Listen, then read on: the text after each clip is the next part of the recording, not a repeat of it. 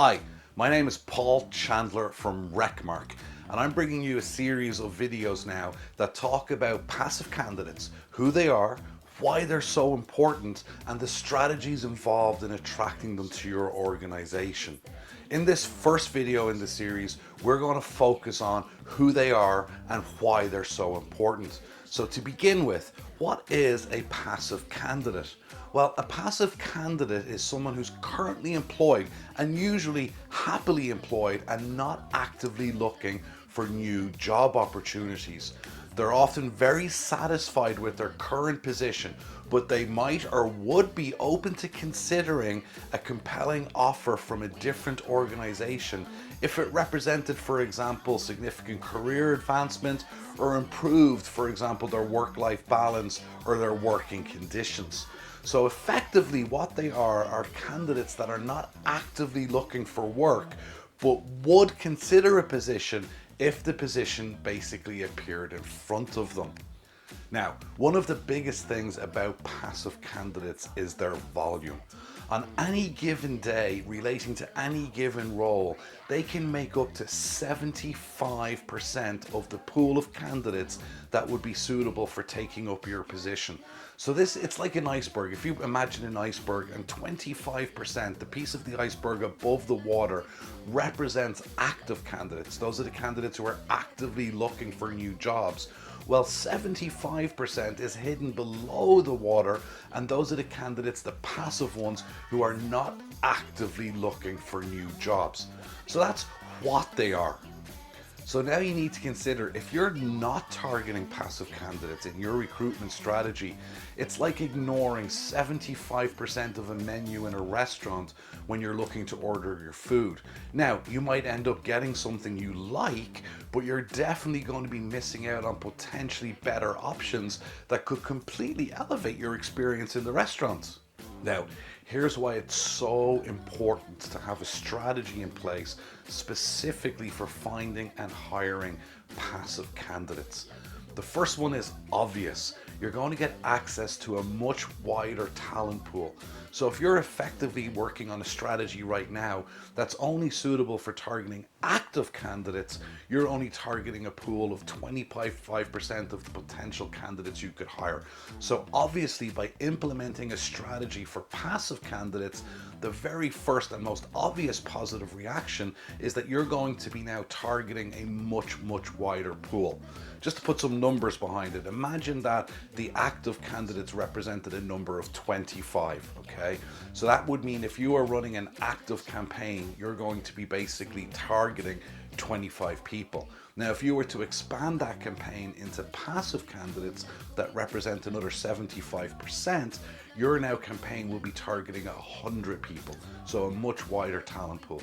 That's the obvious one. Now, the second point, not as obvious, is less competition.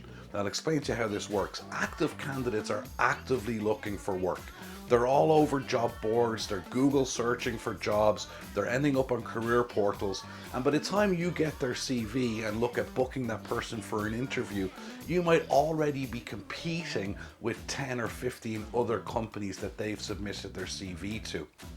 So you've got a lot more competition with active candidates. Passive candidates are different. Passive candidates you have to find. So you've basically put your offer out in front of them and they've seen something that's appealing to them about your specific offer.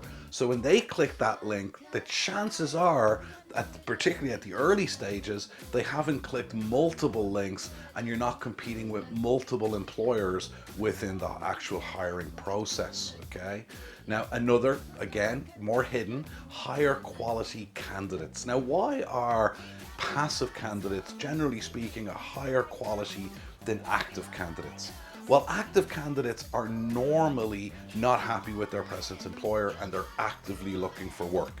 They're also in a position where they're going to be actively looking for work with multiple employers at the same time and getting multiple potential offers. Now, the situation with multiple offers is there's the real, this is what you can see now, and then there's the what's kind of behind the scenes, meaning culture, atmosphere, opportunity.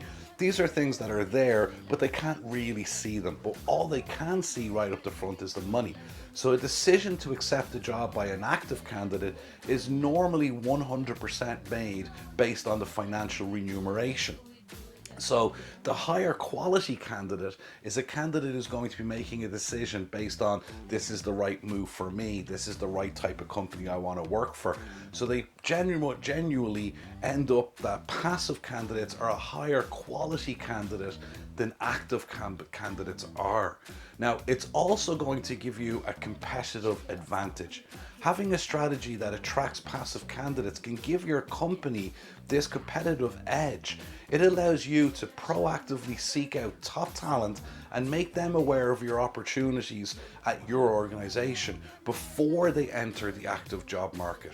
This can be especially crucial in industries facing talent shortages and high demand specialties. Now, also because of their decision to apply to work with your company in the first place, normally, not always, they're a better cultural fit for your company.